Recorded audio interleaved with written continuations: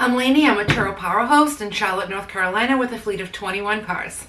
In this video, I'm going to go over settings so you can understand them and properly manage them. I'm not going to get too much into strategy. I'm going to save that for another video. This is what it's going to look like on your phone. It's going to look different on desktop. Most people are going to use your phone, so I'm going to go over it with that. So the first tab here is your calendar. If you touch that, then you'll be able to see what price your car is set for every single day. You can touch the specific day and change the price for any of those days. Now I'm going to be doing a separate video on how to optimize pricing, so make sure you subscribe. This is just going to be a brief overview of the settings. Now as you get going, you'll be able to scroll back up to 3 months, and all the purple is days that your car was booked.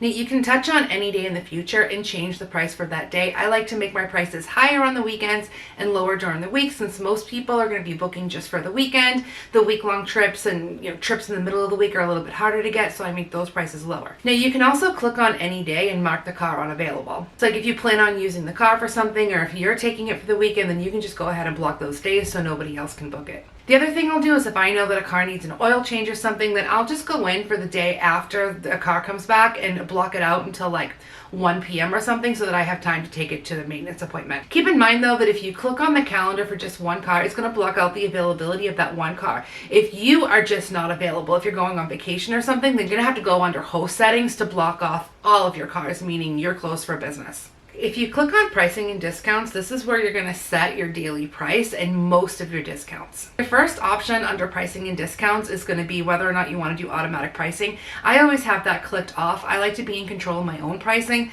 Some hosts really like it. They find it super helpful. I just don't find it helpful at all. The reason why I don't like it is I find that most of the time the prices are way too low. For example, it's telling me that I should be renting out my Carnival for like $60 something a day, but I usually get over $100 for it. Especially during peak season, I'm getting $120 or so for it. So I just find that completely off. And for my Volkswagen Atlas, it's actually telling me that I can charge more than I know I can get. Very, very rarely do I find it accurate, so I just turn it off all my cars.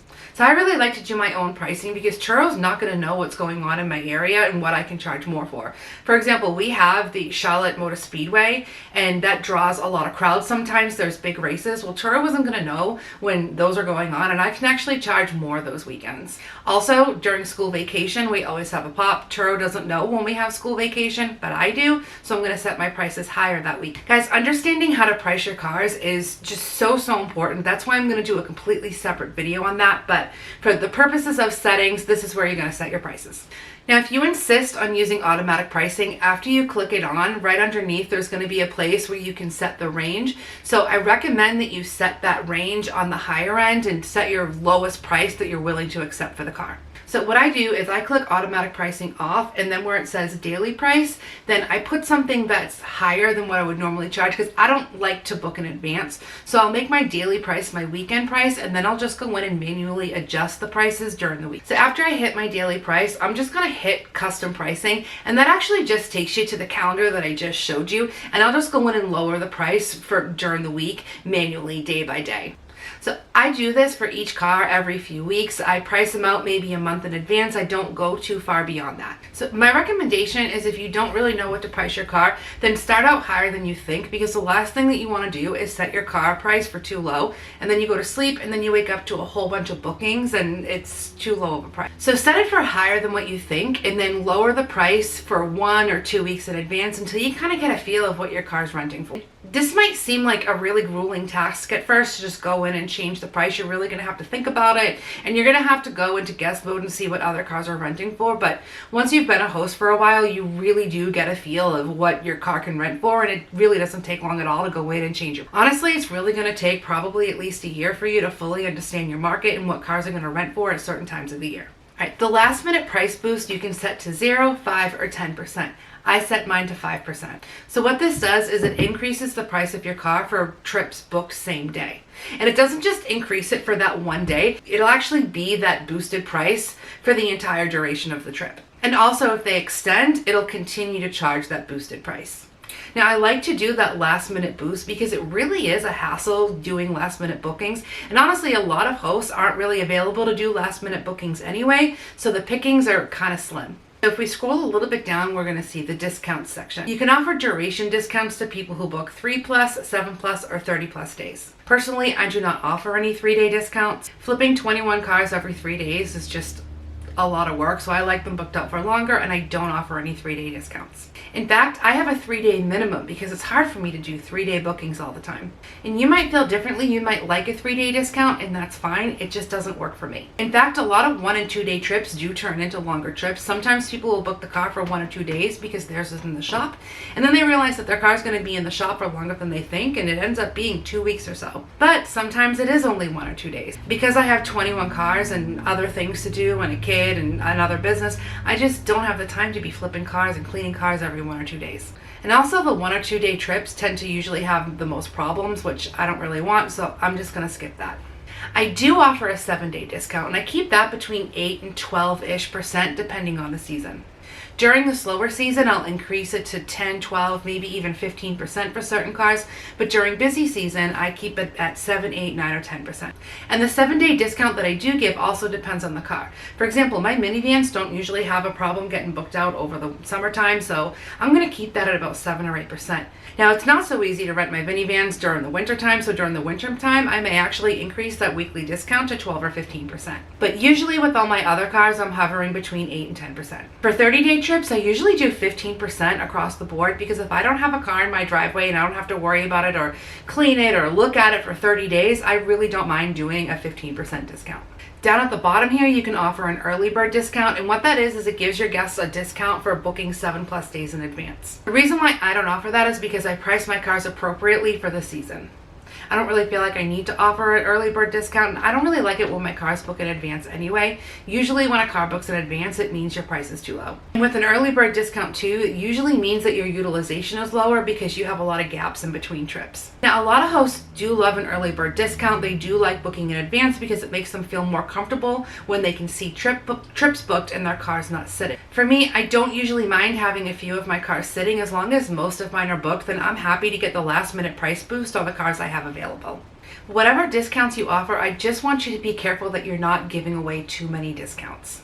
If people combine the early bird discount and a duration discount, you may not even realize that you're renting your car out for less than what you thought you were. Plus, if you offer a repeat guest discount, that can really add up to a lot of discounts. If you think about it, if somebody combines an early bird discount, a 7+ day discount, and maybe you're offering free delivery, by the time you're paying for parking at the airport and maybe an Uber and all your discounts combined, it can really add up. So just always go into guest mode, and I call it double check your work. Go into guest mode and try to book your car, or see how much it's going to cost to book your car, and do the calculations, meaning subtract whatever percentage that you're going to give to Turo and make sure that you're actually making money. Next, we're going to go to the location and delivery tab. Here's where you're going to set your home location. Now, this doesn't have to be your actual home. In fact, I recommend not using your home location for pickup. I just think it's weird for a guest to pick up a car at a host location. It would make me feel really uncomfortable. I just think it's all around better and safer to use a public location. Some people will use the mall or a grocery store or somewhere where there's a lot of parking, so you're not taking up spaces for people who are actually shopping there. I know a few people who use the place that they work. If their boss is fine with letting them do handoffs there, it's pretty easy to coordinate that. Some people will rent a few spots at a local business. Now, I don't recommend storing your cars at a mall or a grocery store, but similar to like if you were to buy something on Facebook Marketplace, you're going to drop the car there a little bit before the guest trip, and then when they drop it off, you'll pick it up shortly after. Next, under delivery locations, you'll be able to add places like airports, train stations, and some hotels. Keep in mind, not every airport is on here. There are some regional airports that you're not going to be able to add. Turo will let you add up to 10 delivery locations, but just because you can add 10 places doesn't mean you should deliver 10 places. I see a lot of hosts that are delivering to airports that are like an hour and a half away, and I just don't understand how that even makes sense. So make sure before you add something that you can actually make money off of that location. If you're driving to an airport that's 50 miles away, remember you've got to take 2 people. That's 100 miles on each car, gas on each car. and 3 hours of two people's time back and forth, you really have to consider if it's even worth it to deliver to certain airports. Now you can also offer delivery to a guest location, and you can set the radius that you're willing to deliver for. Basically, the guest will just enter the address that they want the car delivered to. Down at the bottom, you'll be able to offer a delivery discount. So for example, if you want to offer a guest free delivery, if they book for 7 days or more, 2 weeks or more, you can do that there. Again, just make sure that you're doing your calculations to make sure it's worth it by the time you pay for parking and an Uber plus all your other discounts. So going back to the main page here, we have guest instructions. Now this is something that is easily missed by the guest, so I don't bother with it. I just leave it blank. Because all of my guest instructions are going to go inside my messages after they book the car. I don't want to put them in guest instructions because it's very likely that they're not going to see it anyway. The next tab is photos. Obviously, that's where you're going to put any additional photos you have, or if you want to edit the ones that are already there. Details is where you're going to put your listing description. You should have already done that, but if you want to edit it, you're going to do that there. The next tab is extras. So if you want to offer something extra to your guests for an additional charge, if you hit that and you click on the little plus sign in the upper right hand corner, you'll be able to see a list of many extras that you can offer your guests. A stroller or child car seats, toys and games, camping gear, a cooler, beach stuff, all kinds of cool things. Just keep in mind that Turo is going to take 10% of this, and unfortunately, if the guest takes off with it, you don't have any recourse. The only extra that I currently offer right now is the child car seats. I used to offer the prepaid fuel extra, but the price of gas just went kind of crazy, so I took it off. Now, a lot of hosts really like this extra because sometimes you can really make out well, because they'll charge the guest like $50, of which they'll get $45, and sometimes they still leave the car with like 3/4 tank or half a tank, and so they're pocketing an extra $20 or so. But it can also go on the flip side where they leave the car like on E, and it actually costs you more to fill it up. And then you also run into the problem where if you're charging a guest $50 for the gas and you only put in $20, then you run into them asking for money back. So I just find it overall better to just tell the guests, hey, if you don't feel like stopping at the pump, go ahead and leave the gas where it is. The refuel fee is the actual cost of gas plus $10, and Turo doesn't take any of that. Another one that's really popular with hosts is the unlimited mileage extra. This is basically where somebody can pay extra to go unlimited miles in your car. So they're paying their daily rate, plus they're paying extra to not be charged for the unlimited miles. I'm just gonna recommend that if you do this, you make it a high amount. Don't make it like 10 or $20. Keep in mind that a lot of guests who book unlimited mileage cars really do need the unlimited miles. They're really gonna put a lot of miles on the car. And sometimes it's just not worth it, even for the extra fee. I don't take that gamble, and I just charge my guests per mile they go over the 200. Honestly, it really only takes that one guest to drive your car cross country and put 10,000 miles on it a month to make you really rethink this. Another popular one is pet fee. Basically, people will pay an extra fee to be allowed to bring a pet into your car. Now, the reason why I don't do this is because I don't want to encourage pets in my car. Most of my cars are fairly new, and pets can really do a lot of damage and just do a number on cars. Now, you can still charge a cleaning fee if you allow pets, if there's excessive pet hair in your car. I just don't mess with it because pet hair is just such a pain in the butt to clean up. And really, if some people see that you allow pets in your car and they're allergic to pets, they just won't book your car. So I suggest if you are going to do this, if you're going to allow pets in your car, whether for free or for an extra fee, that it be with an older car that already has some wear and tear. Anyway, those are just a few examples of some extras you can offer. Those are some of the popular ones. You can scroll through and see what you can offer in your car. The next tab is distance included, and if you touch that, you can change the amount of miles that you allow somebody to drive in your car on average per day. Most of your cars, you're not going to be able to lower more than 200 miles a day unless it's a deluxe car, and deluxe cars are the more expensive cars, and you can limit those to 100 miles a day. I do not recommend allowing more than 200 miles a day ever. I just don't think there's a need for it. If somebody rents your car for 7 days, they're allowed 1,400 miles. That's a lot of miles. So if you're renting your car out every week and somebody only puts, say, 1,000 miles on it, which is 400 miles less than what you're allowing, that's 50,000 miles in a year. There's really no need to offer any more than that. All right, next is vehicle protection. This is where you can change your protection plan. I'm not going to go over that right now. Next is trip history. Obviously, that's where you can see the history of all the trips for that specific car. The next important one is trip preferences, and this is where a lot of hosts really mess up. Book instantly means that a guest can book your car without your approval. So if you're not on book instantly, they're actually requesting to book your car. So you can take a look at their profile, you can ask them questions. I don't recommend doing the whole 20 questions thing, but you can basically review a guest profile and you can see how long they're booked for before you accept the trip. For most of my cars, I do instant book. For the Mercedes-Benz, I've had a lot of problems with that car, so I do not let anybody instant book that car, because once a request comes through, I only allow guests that have rented on Turo before and have 5 stars. All the other cars I do allow instant book, but the Mercedes-Benz. Now, I don't instant book any of my cars for guest location, and that's just because of logistics, because a guest can put in any location and I don't want them to be able to instantly book that. Because depending on where they book the car, I may need a ride, and if it's to somebody's home location, I don't go there without either my husband or my brother-in-law with me. I'm not going to take an Uber there. I'm not going to go with my mom. I'm not going to go with my sister. If it's to somebody's actual house, then I need to bring one of the guys with me. Now, if somebody does request a trip to their location and I'm unable to do it, then I'll just tell them that I'm sorry, I'm unable to do it, but if you book for pickup, that's on instant book. And most of the time they will just pick it up. Advance notice is how much time you need to get a car ready. Usually for my home location, I do an hour. That's pretty easy. My drop-off location is really not that far.